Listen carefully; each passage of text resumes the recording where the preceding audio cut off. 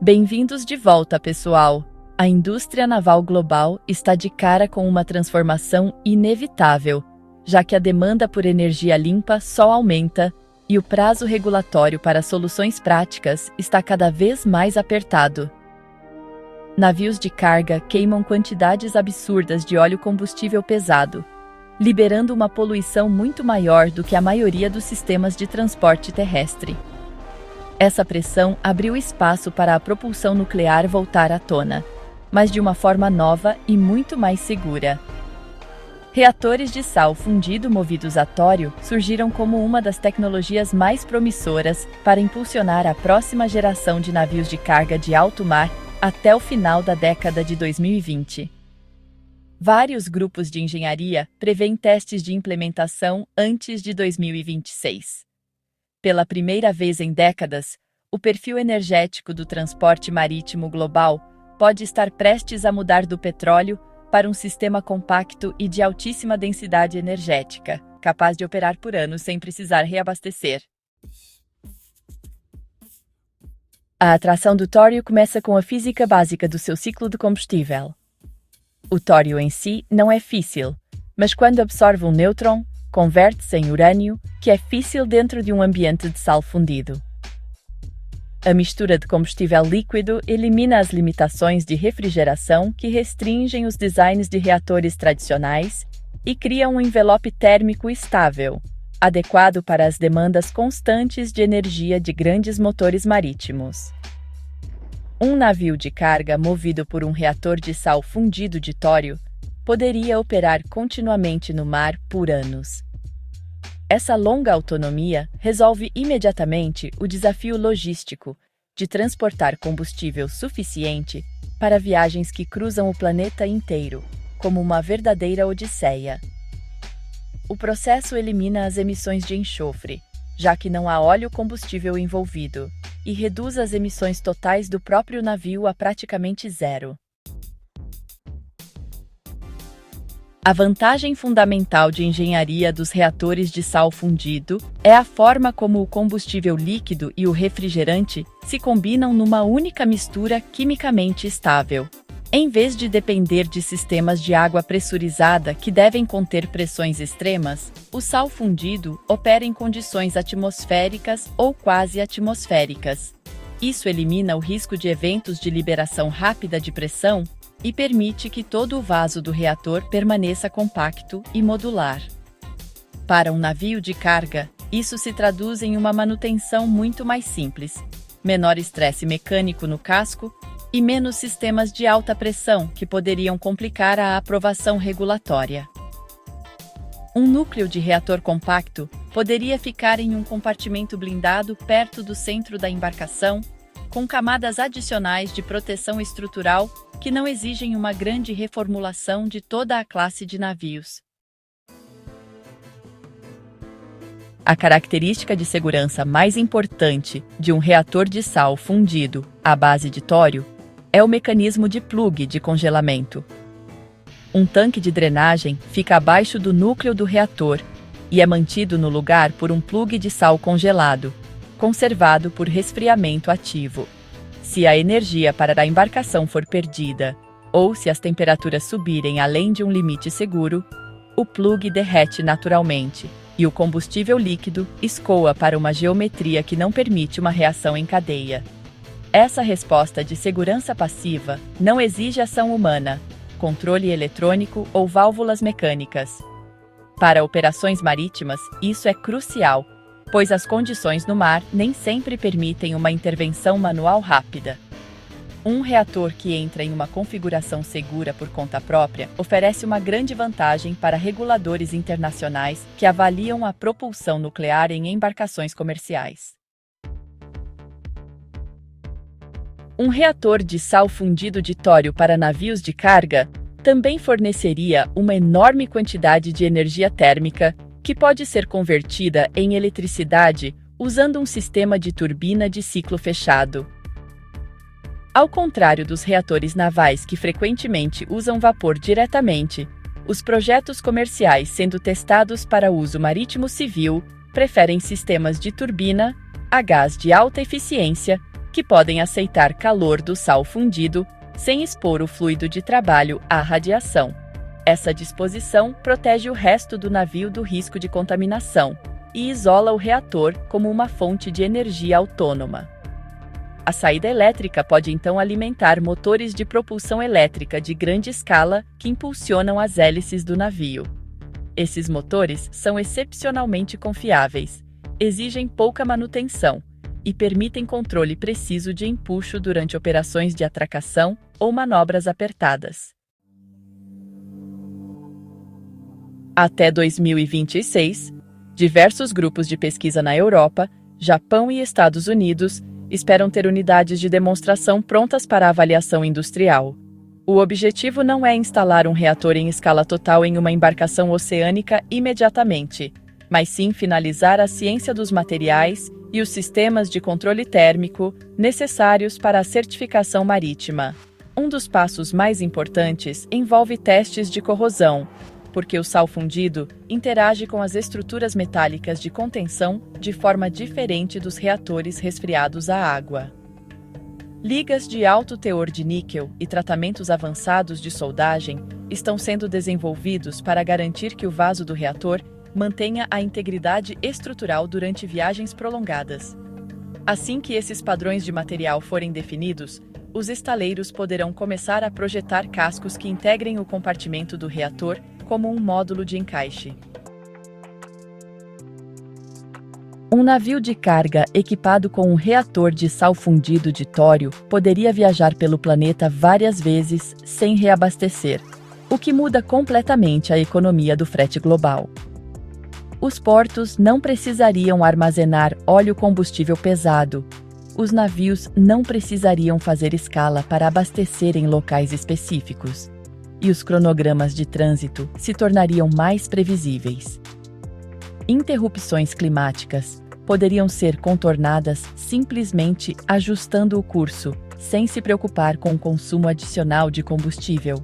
Essa autonomia também melhora a segurança, já que a embarcação pode manter potência total para escapar de tempestades ou evitar perigos sem as restrições de combustível que afligem as frotas convencionais. Ao longo de décadas de operação, a economia gerada pela eliminação da compra de combustível pode exceder o custo do próprio reator. Ainda existem barreiras regulatórias a serem abordadas, especialmente no que diz respeito à forma como as águas internacionais tratam os navios civis movidos à energia nuclear. No entanto, o uso de tório e projetos de sal fundido muda significativamente a conversa. O reator não pode derreter no sentido tradicional. Não possui um sistema de água de alta pressão para se romper e produz muito menos resíduos de longa duração em comparação com os ciclos de combustível de urânio tradicionais. De fato, a maioria dos resíduos de tório decai para níveis seguros muito mais rapidamente do que os produtos de reatores de água pressurizada. Essas vantagens dão aos reguladores um caminho para aprovar frotas de teste limitadas sob condições controladas, e várias autoridades marítimas já começaram a elaborar diretrizes que avaliam novos tipos de reatores com base em suas características de segurança passiva, em vez de suposições mais antigas de projetos de meados do século XX. Outro grande benefício dos reatores de tório no mar é o potencial para processos industriais a bordo. A produção térmica intensa e constante pode fornecer calor de alta qualidade para a produção de combustível sintético, dessalinização, refrigeração e geração de hidrogênio a bordo. Alguns operadores de navios de carga estão explorando operações híbridas, onde a embarcação produz hidrogênio para a energia portuária durante os períodos de descarga. Isso transformaria cada embarcação em uma plataforma de energia flutuante que apoia as necessidades energéticas costeiras a cada vez que atraca. Tais capacidades são difíceis de alcançar com motores de navios convencionais, mas tornam-se práticas quando um navio carrega um reator compacto capaz de produção constante de calor de múltiplos megawatts. Se os desafios de engenharia, segurança e regulamentação forem superados, reatores de sal fundido de tório podem redefinir o transporte marítimo no final dos anos 2020 e início dos anos 2030. A combinação de autonomia, segurança e disponibilidade de combustível cria um argumento convincente que as empresas de navegação não podem ignorar, à medida que as pressões globais por energia mais limpa se intensificam. Os próximos 4 anos serão decisivos, pois os reatores de teste completam a qualificação e os estaleiros começam a incorporar compartimentos de reatores modulares em cascos de protótipos. Se o primeiro navio comercial será lançado em 2026 ou um pouco depois, o impulso por trás do tório no mar é real e crescente. O mundo do transporte marítimo global poderá em breve ser impulsionado por uma classe totalmente nova de reatores compactos e inerentemente estáveis que operam longe da costa e fornecem energia confiável para embarcações que interligam a economia mundial.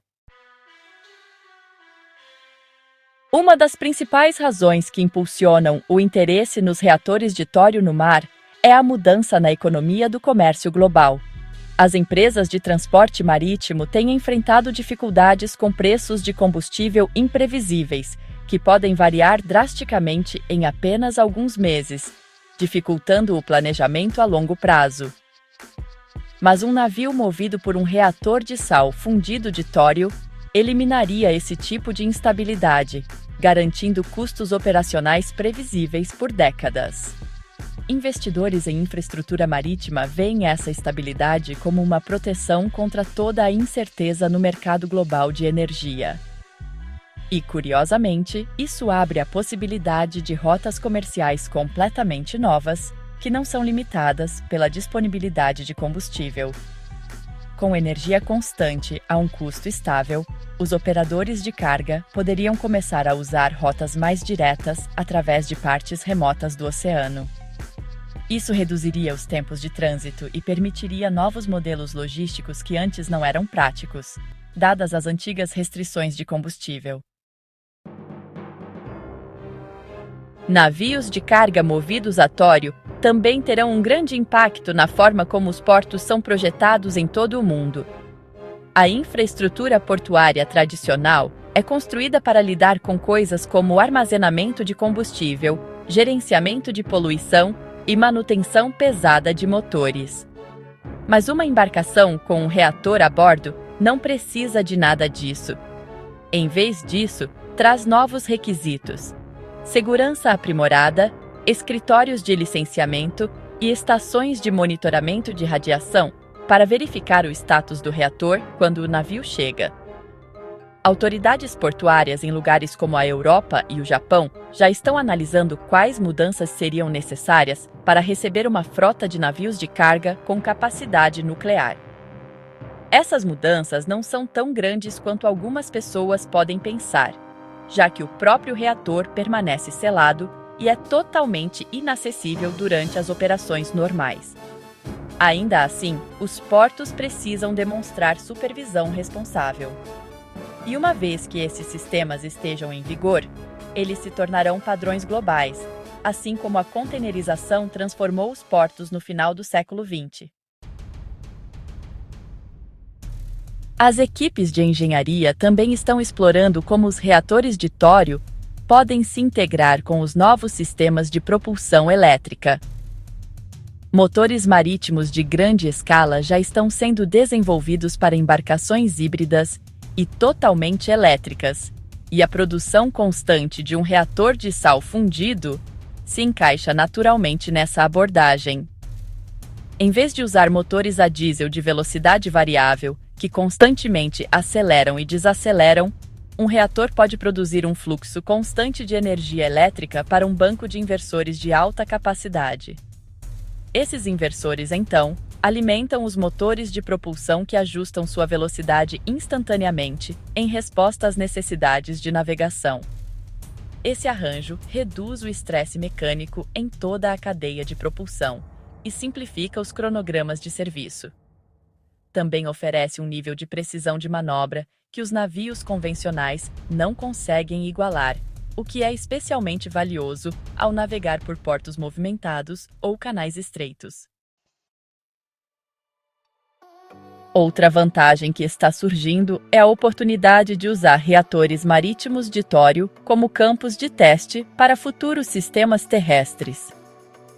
Muitos dos desafios de engenharia associados a reatores oceânicos, como vibração constante, rápidas mudanças de temperatura e ambientes corrosivos, espelham as condições necessárias para reatores robustos em terra, destinados a regiões remotas ou industriais.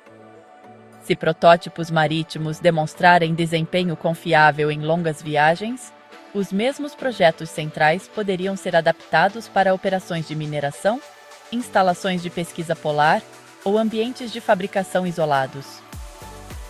Essa compatibilidade cruzada fortalece o argumento econômico para o desenvolvimento, porque os investimentos em pesquisa atendem tanto aos mercados de reatores marítimos quanto terrestres. Vários grupos de engenharia já estão delineando plataformas de uso duplo que poderiam agilizar a certificação para a operação marítima e terrestre. O último fator que acelera o interesse no transporte marítimo movido a tório é a possibilidade de uma gestão de reatores quase autônoma. Reatores de sal fundido operam em pressões estáveis e dependem de um comportamento de segurança passiva que não exige ajustes constantes na sala de controle.